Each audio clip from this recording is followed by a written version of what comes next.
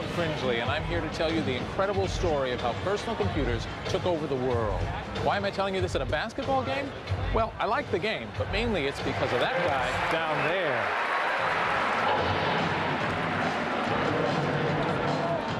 His name is Paul Allen, and everything you see here belongs to him. The Portland Trail Blazers basketball team, their arena, even the dancers.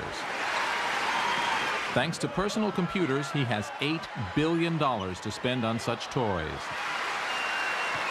20 years ago, Allen and his high school friend Bill Gates were running a two-man software company called Microsoft. Today, Allen is richer than God, and Gates is richer than Allen. 20 years ago, young men like Paul Allen and Bill Gates invented the personal computer, and in doing so launched a revolution that's changed the way we live, work, and communicate. It's hard to believe that 20 years ago there were no personal computers. Now it's the third largest industry in the world, somewhere between energy production and illegal drugs. But the most amazing thing of all is that it happened by accident, because a bunch of disenfranchised nerds wanted to impress their friends.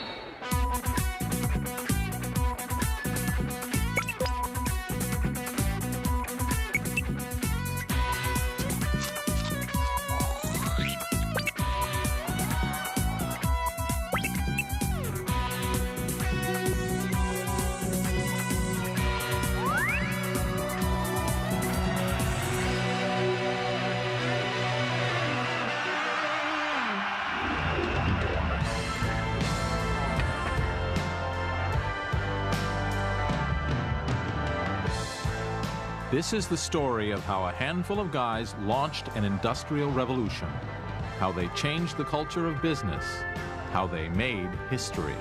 I feel incredibly lucky to be at exactly the right place in Silicon Valley, at exactly the right time historically where this invention has taken form.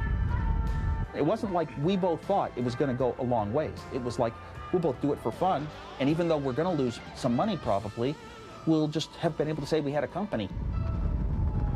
All of us would get together and just hope we were right, that the PC would become a big thing.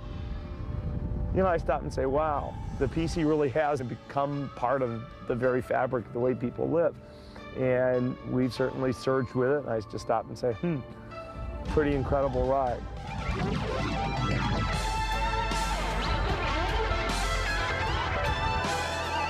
Most of these people come from the place I call home, the Silicon Valley south of San Francisco, California. Growing up here near the electronics companies that give the place its name, these founders of the PC revolution were, for the most part, middle-class white kids from good suburban homes. But it's not their homes we're interested in, it's their garages.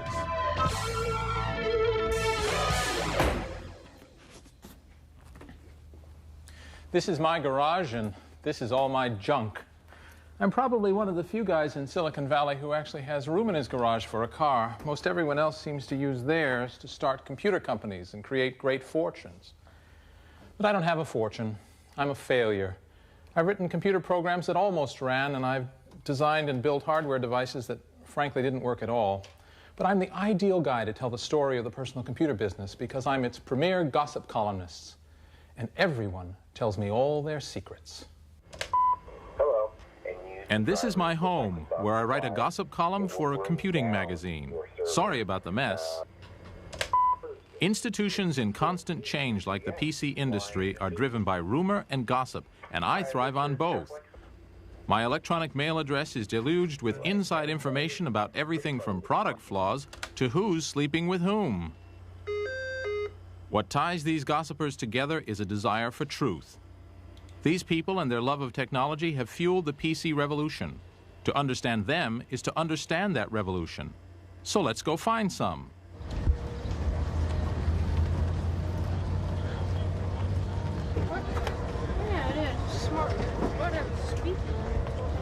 Meet Edwin Chin on a Saturday morning at the Weird Stuff warehouse. This could be 1976 or 1996, because there is always a new generation of techies like Edwin who hear the calling. Most other kids are watching TV, but not Edwin. You know, I'm interested in the electronics and technologies, and hobby since I started when I was like 6 or 7, you know. How old are you now, Edwin? 10 right now. It's no coincidence that the only woman in the vicinity looks bored. Because this is a boy thing, the obsession of a particular type of boy who would rather struggle with an electronic box than with a world of unpredictable people. We call them engineers, programmers, hackers, and techies, but mainly we call them nerds. I think a nerd is a person who uses the telephone to talk to other people about telephones. And a computer nerd, therefore, is somebody who uses a computer in order to use a computer. And people have like different degrees of passion, different types of passion. You know, some people they just live databases, and like fifth normal form is just like nirvana, and like they just quest for it, you know. Like that's like what gets them up in the morning. What do your friends think of you? Boy, he's a nerd. Yeah, but I don't mind. I'm used to being called a nerd. Can't have other people stop your dreams. You've got a very wide wire. And in Silicon Valley, the dream is to grow up to become a boy like this. It doesn't make any difference at all to you whether it's on one of this machine. Graham Spencer is chief programmer for Architects Software. 6 guys who graduated from Stanford University and started a company just because they like each other. This is a modern-day startup, but at heart, it's no different from PC pioneers like Apple or Microsoft. Nerds who share a dream. Their hobby is their business, and the culture they've created is identical to that of 1,000 other technology companies. First, they dumped the idea of 9 to 5. In this industry, you can work any 80 hours per week you like. And then I've got my cap, which I use to cover my eyes and sleep in the early morning while everybody's coming in. We didn't even obey a 24-hour clock. We'd come in and program for a couple days straight. We'd, 4 or 5 of us, when it was time to eat, we'd all get in our cars and kind of race over to the restaurant and sit and talk about what we were doing. Sometimes I'd get excited talking about things I'd forget to eat, but then we'd just go back and program some more. It was us and our friends. Those were fun days.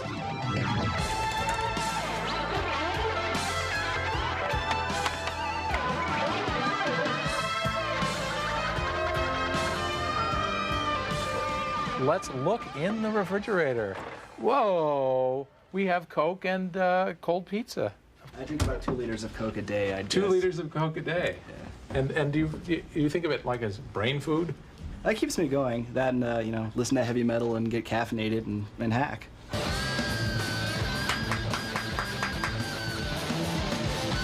I'd sit down in my room on the floor with sheets of paper spread all around with my computer design I was working on, and always I noticed that I was up pretty late at night and I had lots of Cokes, just it's part of that life. Combination of stale pizza and body odor and sort of spilt cola kind of ground into the rug. I'd brought some spaghetti to work and then forgot to wash out the container for the last couple of days, maybe 6 or 7 if I had to be honest. Ooh, that smells bad. Eating, bathing, having a girlfriend, having an active social life is incidental. It gets in the way of code time. Writing code is the primary force that drives our lives. So anything that interrupts that is wasteful. What is it about the internal logic of a computer that's so enticing? For one thing, such logic can be understood, as opposed to things that can't be understood at all, like the motivations of young women, say, or of the French. Let me explain. Time for the Cringely Crash Course in Basic Computers, Part 1. This is a mainframe computer. All of these cabinets are one machine. In the old days, all computers were this size. They were tended by engineers in white coats, a kind of priesthood who took their jobs very seriously. Now, all computers work pretty much the same, whether it's a giant that serves 2,000 users like this one, or a little notebook that serves only me. They process numerical data, adding, multiplying, comparing. Fact is, if you can quantify it, a computer can handle it. It's the emotional stuff they don't know what to do with. The data must be put into a special binary code consisting only of ones and zeros. And you have to give the computer instructions, also in code, to tell it exactly what to do with the data and in what order. These instructions are called a program. In the early days, you put in the instructions by flipping switches or loaded them from paper tape. This was called machine language. It made computers a pain to use. Even worse, every type of computer spoke a different machine language. While the ENIAC could compute the 30-second trajectory of a shell in 20 seconds, operators required 2 days to program it to do so. Then a U.S. Navy captain named Grace Hopper solved the problem. She invented a computer language, English words that the computer itself could translate into binary code. Now users could type whole lists of instructions into a computer rather than flipping those damn switches. Like most things having to do with computers, that first language had a silly name, COBOL. It was followed by other languages like Fortran and BASIC, and they all made computing just a bit more user-friendly. So when some nerd tells you he's been up all night programming or writing software or hacking code, what he really means is he's been typing long lists of instructions into his computer. Mainframe computers were far from personal. They sat in big air-conditioned rooms at insurance companies, phone companies, and the bank, and their main function was to get us confused with some other guy named Cringely, who was a deadbeat and had a criminal record. Eventually, computer terminals did begin to appear in some schools, but most of us paid no attention. But there was usually one kid who did pay attention, falling in love with the digital purity of those ones and zeros. He was the nerd. And I took this book home that described the PDP-8 computer, and it was just like a Bible to me. I mean, all these things that for some reason I'd fallen in love with, like you might fall in love with a card game called Magic, or you might fall in love with doing crossword puzzles or something else, or playing a musical instrument. I fell in love with these little descriptions of computers on their inside, and it was a little mathematics. I could work out some problems on paper and solve it and see how it's done, and I could come up with my own solutions and feel good inside. So you would keyboard these commands in, and then you would wait for a while, and then the thing would go and it would tell you something out. But even with that, it was still remarkable, especially for a 10-year-old, that you could write a program in BASIC, let's say, or Fortran, and actually this machine would sort of take your idea and it would sort of execute your idea and give you back some results. And if they were the results that you predicted, your program really worked. It was an incredibly thrilling experience. Nerds wanted their own computers right from the beginning, but it took a technological breakthrough to make that possible. This is it, the chip, the microprocessor. This is what allows you to have a mainframe computer on your desk. In the 1950s, mainframes were as big as this garage, and that's because they were filled with thousands of these vacuum tubes or valves. Eventually, the valves were made much smaller and replaced with transistors. Still too big, however, to make a computer that could fit on your desk. What that took was further miniaturization. Here we have a single piece of silicon etched with thousands of transistors. This microprocessor holds more than 1 million transistors, and that's the secret of the personal computer. And that's why they call it Silicon Valley, not Computer Valley. These are the people who invented the microprocessor, Intel. Intel was started 28 years ago by a handful of guys after a row with their old boss. Their microprocessors today power 85% of the world's computers. Intel not only invented the chip, they are responsible for the laid-back Silicon Valley working style. Everyone was on a first-name basis. There were no reserved parking places, no offices, only cubicles. It's still true today. Here's the chairman's cubicle. Knock, knock. Yeah, I knocked on the door, but there's no door. Gordon Moore is one of the Intel founders, worth $3 billion. With money like that, I'd have a door. In a business like this, the people with the power are the ones that have the understanding of what's going on, not necessarily the ones on top. It's very important that those people that have the knowledge are the ones that make the decisions. So we set up something where everyone who had the knowledge had an equal say in what was going on. Intel's microprocessors kept getting more powerful.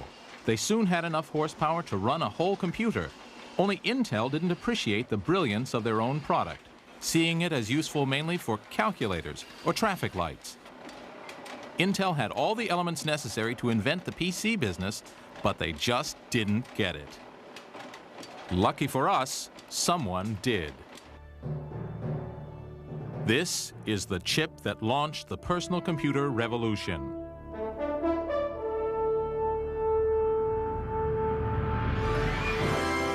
This is the magazine that announced it.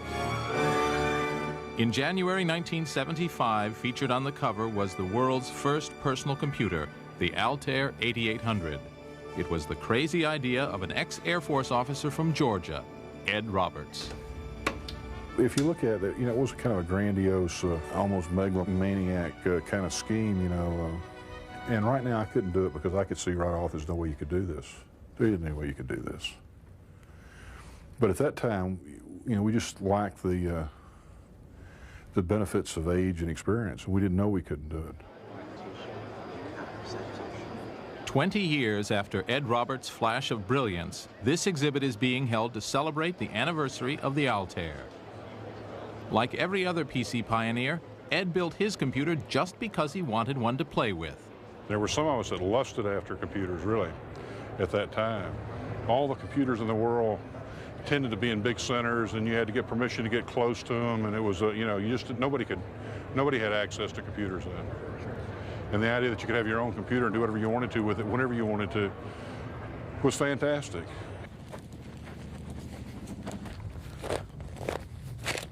And where was all this happening? It was far from Silicon Valley, Intel, or IBM. Out in the desert near the airport in Albuquerque, New Mexico, Ed Roberts ran a calculator company called MITS. Having an ugly building wasn't its only problem. MITS was going bankrupt. Nobody was buying calculators, and Ed needed $65,000 just to stay afloat. And we went to the bank and had a late night meeting, and the issue was whether we closed MITS down or they loaned us an additional $65,000. And I was asked how many machines that I think we would sell in the next year after it was introduced. And I said 800, and was considered a wild-eyed optimist at that. Within a month after it was introduced, we were getting 250 orders a day. Started about 6. The Altair wasn't even a computer. It was a computer kit. Whoa, this is a pretty well-equipped machine. You had to build it yourself, and even then it usually didn't work. Still, the demand was amazing. And there were actually people that came to MITS, a couple people with camper trailers, and camped out in the parking lot waiting for their machine. I mean, they were so eager. I mean, I think everybody had sort of daydreamed, or Walter Mitty, about owning a computer. The surprise was that it would be possible for the average college student, for example, who was living on bare subsistence, to actually buy a computer. This is what really amazed me, was that people were so, there was a sort of a pent-up demand for having your own computer. And if it could be that cheap, what a wonderful thing.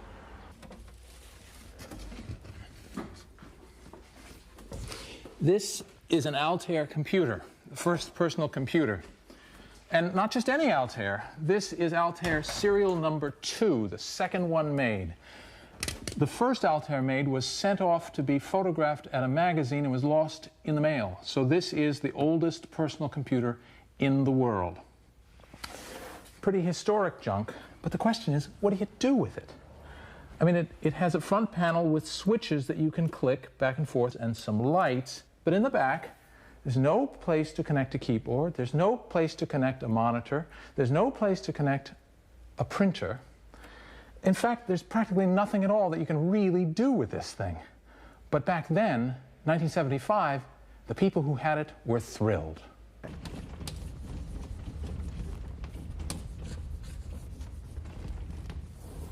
The nerds formed clubs to talk about their new toy. One of the first was the Homebrew Computer Club, which met on Wednesday evenings in a hall rented from Stanford University in Silicon Valley. Presiding over Near Anarchy was Lee Felsenstein, who pretended to be in charge. I would start the meeting by making a horrendous loud noise because everyone was talking and I had to get some attention somehow. And I would use it to call on the person in question. I'd make threatening gestures with it. Most of us were in the electronics industry to a certain extent. There was also a stratum of physicians. And there were a lot of radio amateurs, for instance, finding a new technology that wasn't stale. But most of us were at a sort of middle level downwards. We saw ourselves as crazed, ignored geniuses, or possibly geniuses, but at least we could each hope to get our hands on a computer of our own. Not much in them. The very uselessness of the Altair is what drove the hobbyists together. Roger Mellon and Harry Garland started an early computer company. They came here to meet others and to figure out just what the heck could be done with this new toy. A solution in search of a problem. There's no keyboard that I can see. The Altair was tedious to use. At first, the only way that data and instructions could be given to the computer was by flipping switches. Take something trivial like 2 + 2. Each 2 needed 8 different switches to be flipped, then a 9th switch was used to load them all. Add required another 9 switches. The answer 4 was if the third light from the left turned on. Eureka! So if you had a program that was 100 bytes long, you had to go through this procedure 100 times to load that into memory. It took a long time. I bet it did. And what happened if you lost power or you lost your way in the middle? You cried. The Altair may have been frustrating, but it drove the nerds to experiment, finding real uses for the useless box, turning it from a curiosity to a computer. Steve Dompier set up an Altair, laboriously keyed a program into it. Somebody knocked the plug out of the wall, and he had to do that all over again, but nobody knew what this was about. After all, was it just going to sit and flash its lights? No. You put a little transistor radio next to the Altair, and he would, by manipulating the length of loops in the software, could play tunes. The radio began playing The Fool on the Hill. Da-da-da-da, da-da-da-da, in the tinny little tunes that you could tell were coming from the noise that the computer was generated, being picked up by the radio. Everybody rose and applauded. I proposed that he receive the Stripped Phillips Screw Award for finding a use for something previously thought useless. But I think everyone was too busy applauding to even hear me. It was a very exciting thing. It was probably the first thing the Altair actually did. Turning the Altair into a useful tool required a programming language so users could type their programs in rather than flipping switches. What it needed was a version of some big computer language like BASIC, only modified for the PC. This was called a BASIC interpreter, but it didn't yet exist because the experts all thought that not even BASIC was basic enough to fit inside the tiny Altair memory. Yet again, the experts were wrong. Here comes the guy who solved the problem. 20 years after finishing the first microcomputer BASIC, Paul Allen is returning to Albuquerque for a celebration of that event, this time with his $15 million jet and 3-foot red carpet. At a time when I was killing brain cells, this guy was founding an empire. He has come to eat rubber chicken in honor of the Altair's 20th anniversary. I'd like to introduce to you Paul Allen.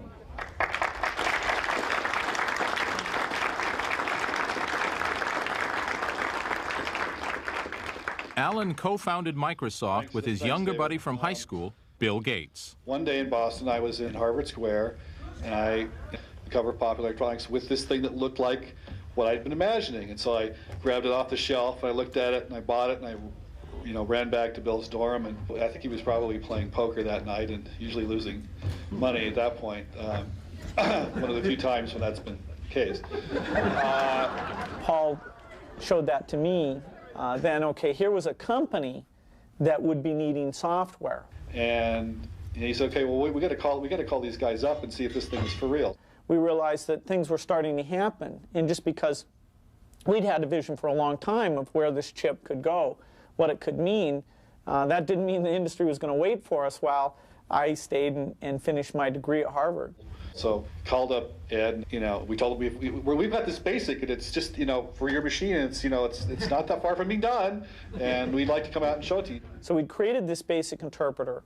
Paul took the paper tape and flew out. In fact, the night before, he got some sleep while I double-checked everything to make sure that we had it all right. But I had no idea what it was really going to be like to try to run the software. It had never been run on an actual computer before. He was very nervous about whether this would actually work. And he got to the office, and we all gathered around, and he put his fingers on the switches, and he loaded BASIC in with paper tape into the Altair. You know, I was so nervous. It's not going to work. And it worked. And it came up, and it could do a few little simple things. And it was amazing when Paul called me up and said the thing had worked the first time. And of course, it was incredibly fast. And it printed out memory size, and I think Bill said, well, it printed something. And so I said, yeah. Oh, that was unbelievable. The fact that it really worked was a breakthrough. Maybe there wouldn't be a Microsoft if the screen hadn't come alive. Who knows? It might all be quite different.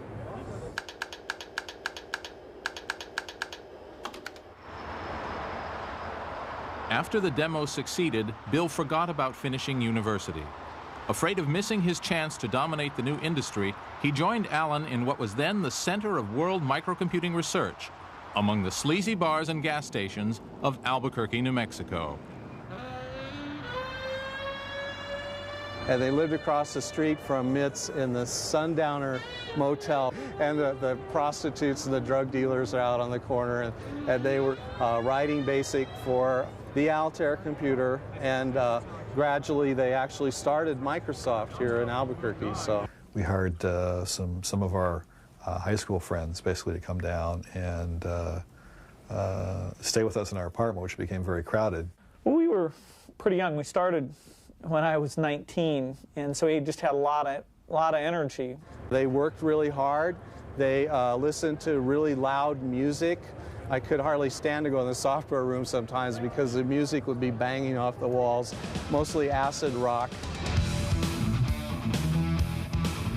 You know, we'd usually go out, eat pizzas, and then go out and watch action movies.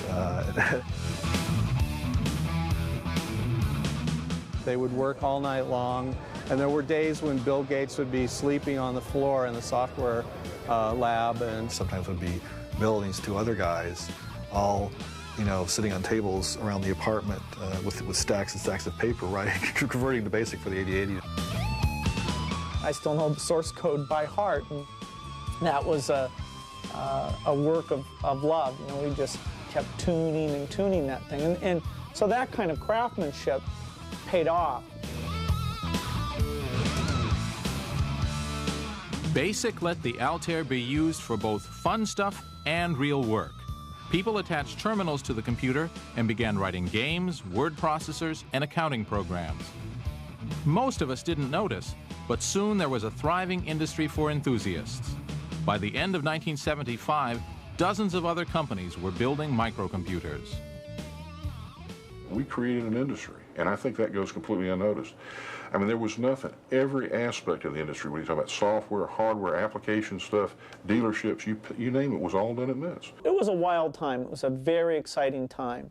And the first user convention, where we got people to come in and tell us what they were doing, what they were excited about. And other companies like Processor Technology or IMSI or Comemco got going as add-on companies. These companies are long forgotten, but they were the humble beginnings of the PC industry. Left in the hands of those early hobbyists, the PC might have never made it to the shopping mall. Reaching the wider market required a different type of vision. Enter the flower children of California, who thought the PC was, well, groovy. From the safety of secret committees, they talk about the danger of war. Remember that the 60s happened in the early 70s, right? So we have to remember that. And that's sort of when I came of age. So I saw a lot of this. And to me, the spark of that was that there was something beyond sort of what you see every day. Far from the smell of the gun. It's the same thing that causes people to want to be poets instead of bankers. And I think that's a wonderful thing.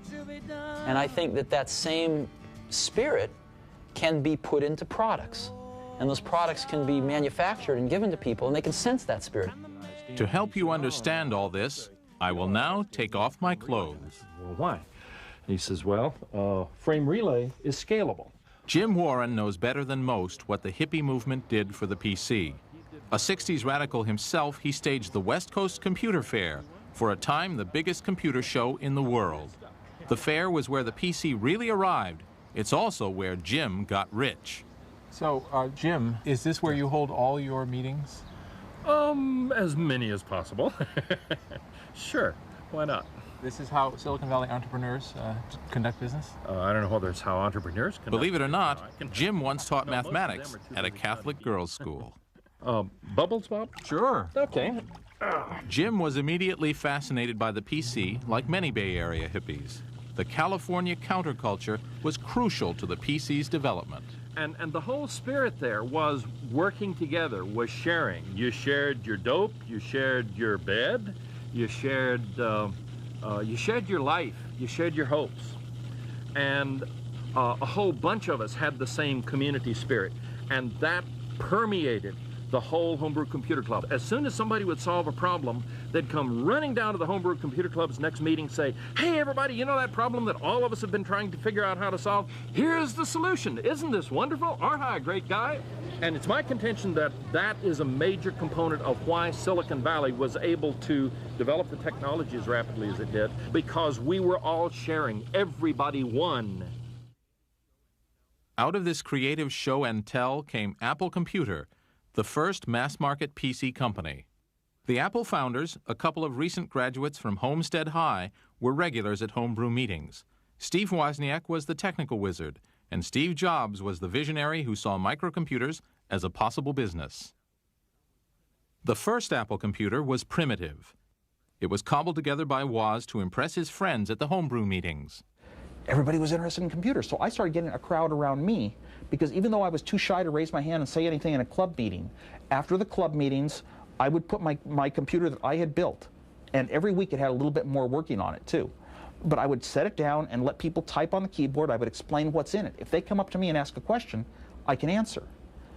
You know, nowadays, I would have the ability to tell them what it is, you know, and be a little bit more promotional, but back then I could only answer questions that they asked me. But I got a group that started gathering around me. And Steve Jobs saw that I had a lot of interest around me at the club, and he said, let's start selling it. And let's make this company. Came up with the name Apple, and that's how it started.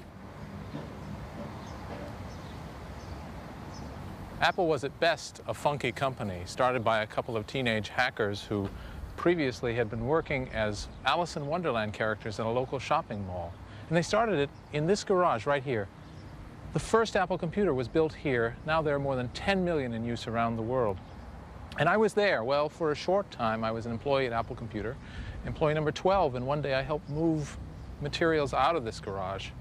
At the time, Steve Jobs said the company was short of loot, so he offered to pay me in company shares, but I held out for the money. My mother still reminds me of that incident. The Apple I was even less of a computer than the Altair. A single circuit board that came with neither a case nor a keyboard. Still, Steve Jobs managed to sell 50 Apple I's. That experience showed Jobs that there was a market for a real computer, the Apple II. It was very clear to me that while there were a bunch of hardware hobbyists that could assemble their own computers, or at least take our board and add the transformers for the power supply and the case and the keyboard and go get a, you know, et cetera, go get the rest of the stuff. For every one of those, there were 1,000 people that couldn't do that but wanted to mess around with programming. Software hobbyists. Just like I had been when I was, 10, discovering that computer. And so my dream for the Apple II was to sell the first real packaged computer. Steve Jobs' dream was impossible. It needed too many chips, making the product too complicated and expensive to build. But Woz didn't know it was impossible. And then I got into a way of why have memory for your TV screen and memory for your computer, make them one.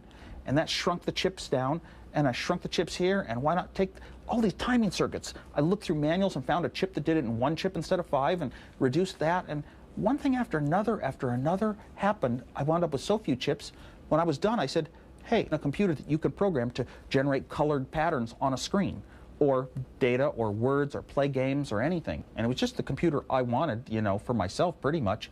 And but it had turned out so good. He said, I think we have a computer we could sell 1,000 a month of. I thought, how can you sell 1,000 a month, you know?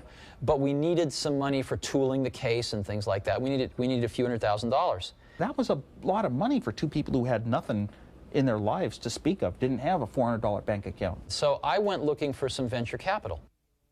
The scruffy 19-year-old seduced the conservative world of venture capitalists. The man Jobs persuaded to part with his cash was Arthur Rock, the inventor of venture capital and the man who had originally funded Intel. At least the Intel boys had graduated from university and owned suits. Well, he wore sandals, and he had very long hair and beard and mustache, but very articulate. He was, I think he, at one time in his life, and it was probably when I first met him, that he ate nothing but fruit. So as a mainline venture capitalist, this is not the norm. This is not the norm.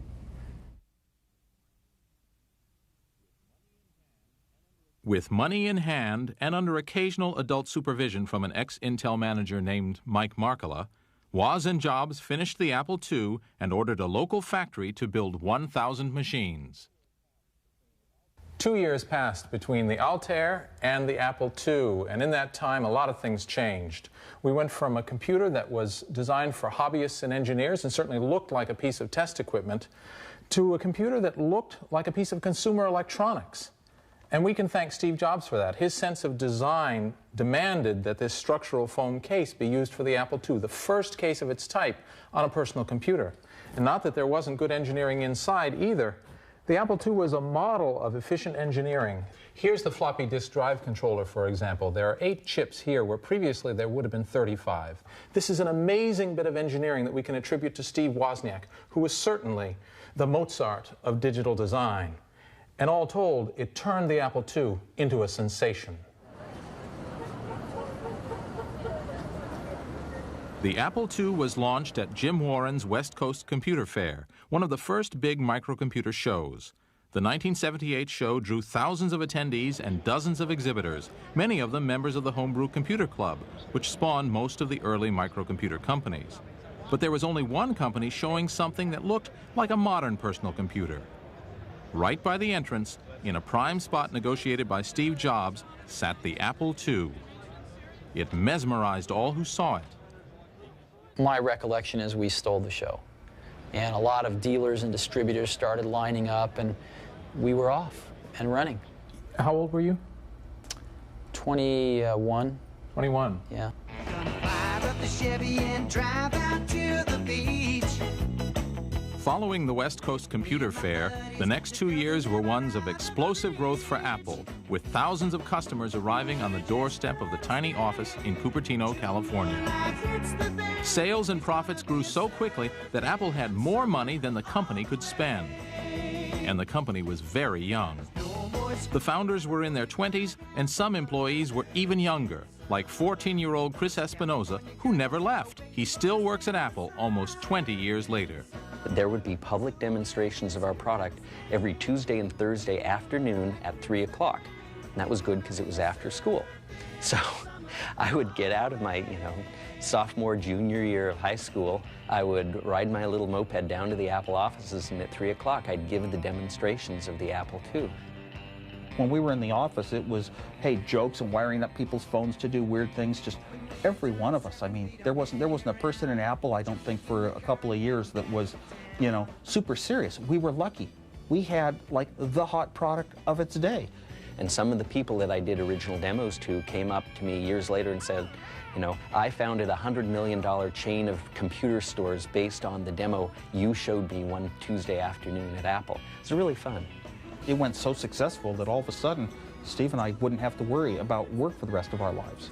And then it got even more successful and more successful after that. And it was sort of a shock. The Apple II set a new standard for personal computers and showed there was some real money to be made. Rival companies popped up all over, but the market was still hobbyists. Guys with big beards who thought a good use for their computer was controlling a model train set. Loads in the actual program. But for microcomputers to be taken seriously, they had to start doing things that needed doing. Functions that were useful, not just for fun. Over 2,000 programs with The enthusiast market had its limits. To reach the rest of us, the Apple II needed what nerds call a killer application. Software that's so useful that people will buy computers just to run it. For the Apple II, this application was called VisiCalc. It came straight from the blackboards of the Harvard Business School. Invented by a graduate student, Dan Bricklin, with his programmer friend Bob Frankston, VisiCalc was the first electronic spreadsheet. A spreadsheet is a tool for financial planning, bringing together for the first time the seduction of money with the power of microcomputing. Dan Bricklin's professor at Harvard showed how companies used a grid of numbers on a blackboard to work out profits and expenses. 60 down here, and your profit would be this minus this, which gives you 40. And then, well, let's see, what's the sales growth? We'll say there's a 10%. The trick to a spreadsheet is that all the values in the table are related to the others. So changes in one year would ripple through the table, affecting prices and profits in subsequent years. Students were asked to calculate how future profits would be affected by various business scenarios. It was called running the numbers, and they did it laboriously, by hand. Well, let's say your initial costs have 100 fixed cost at the beginning, so now you have a minus 20 is how much you make the first year. And then the second year you have 100, but your variable, let's say, is 25. So now you're losing, what is it? There's a pain in the neck. I wasn't very good at this stuff. 80, what? No. We failed. We just lost. Minus 15, right? And then eventually you're making money. What year do we make money? And, and how much does the cost of money? That's what running the numbers was. Because each value was linked to the others, one mistake could mean disaster. It blows all your numbers afterwards because you make all your calculations based on other numbers before them. If I had miscalculated... Dan, who had worked as a programmer, started daydreaming about how he could use a computer to replace the tedious hand calculations. I imagined that there was this magic blackboard that did like word processing does word wrapping. If you make a change to a word, it automatically pulls everything back. Well, why not recalculate the same way? So that if I changed my number, I should have used 10% instead of 12%. I could just put it in, and it would recalculate everything, go through it. And that would be this idea of electronic spreadsheet. Following a model that's common today, Dan Bricklin designed the program, but got his friend Bob Frankston to write the actual computer code. After months of programming late at night, when computer time was cheaper, the Harvard Business School blackboard came to life. Now we've set this up, okay? Then we type a new value in, okay? Here I'm going to take that 100, and I'm going to change it, right? And here, it recalculated. Whoa! That saved me so much time. People who saw it and went and got it, like an accountant, I remember showing it to one around here, and he started shaking and said, "That's what I do all week. I could do it in an hour. What I could do, and they would take their credit cards and shove them in your face." I meet these people now, they come up to me and say, "I got to tell you, it's you changed my life. Changed my life. You made accounting fun." And you have to remember what it was like in those days. We did not use the word spreadsheet because nobody knew what a spreadsheet was. I came up with the name Visible Calculator, or VisiCalc, because you wanted to emphasize that aspect. VisiCalc hit the market in October 1979, selling for $100. Marv Goldschmidt sold the first copies from his computer store in Bedford, Massachusetts. After a slow start, VisiCalc took off. What it did in our society, it gave people who were obsessed with numbers, whether they're in business or at home, how much am I worth today? What's my stock portfolio worth? How am I doing against budget on this project? It gave them the ability to play with scenarios and change it and say, well, what if I do this? So put people, in a sense, in control of the thing that lots of people in our society feel is driving them, and that's numbers. The spreadsheet was every businessman's crystal ball. It answered all those what-if questions. What if I fire the engineering department? What if I invest $10 million in pantyhose futures? Look, I'll be rich in under a year and have slimmer thighs at the same time. The computer says so. $5 up 25!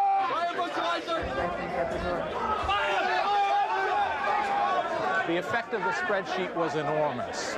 Armed with an Apple II running VisiCalc, a 24-year-old MBA with 2 pieces of dubious data could convince his corporate managers to allow him to loot the corporate pension fund and do a leverage buyout. It was the perfect tool for the 80s, the me decade, when money was everything and greed was good.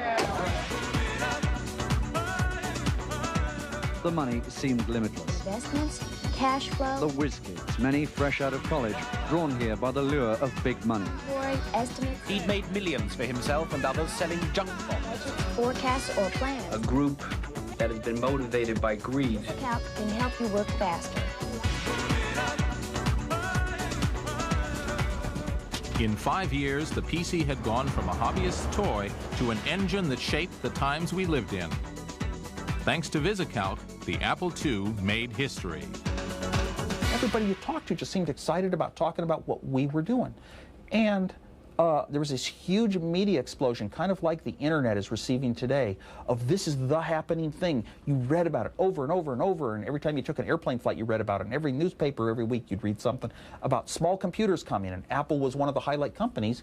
So we were being portrayed as a leader of a revolution, and we really felt that we were a leader of a revolution. We were going to change life a lot. Pretty good for a company started in a garage 3 years before. But not all the PC pioneers made great fortunes. Dan Bricklin decided not to patent his spreadsheet idea. Though more than 100 million spreadsheets have been sold since 1979, Bricklin and Frankston haven't earned VisiCalc royalties in years. You know, looking back at how successful a lot of other people have been, it's kind of sad that we weren't as successful. It would be very nice to be gazillionaires, but it can also understand that part of the reason was that that's not what we're trying to be. We're kids of the 60s. And what did you want to do? You wanted to make the world better. And you wanted to make your mark on the world and improve things. And we did it. So by the mark of what we would measure ourselves by, we're very successful. Yes. And what about Ed Roberts? 3 years and 40,000 computers after assembling that first Altair, the fun was over for Ed. MITS was just another player in what had become a competitive market for personal computers. Roberts sold his company in 1978 and started a new life. He went back to his native Georgia and retrained as a doctor. I hadn't really thought anything at all about it until the last few years when people started taking credit for things that we did at MITS. And that's the only thing I think about it. It irritates me, the things that we did at MITS and we took all the heat for, that other people have tried to take credit for. And that frustrates me. While Ed Roberts invented the personal computer, it was the founders of Apple who got rich. When Apple went public in spectacular fashion in 1980, Jobs and Woz became multi-millionaires. The nerds had inherited the earth. I was worth about over $1 million when I was 23, and over $10 million when I was 24, and over $100 million when I was 25. And it wasn't that important because I never did it for the money. It was just a little hobby company like a lot of people do, not thinking anything of it.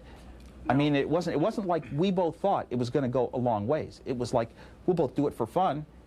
But back then, there was a short window in time where one person who could sit down and do some neat, good designs could turn them into a huge thing like the Apple II.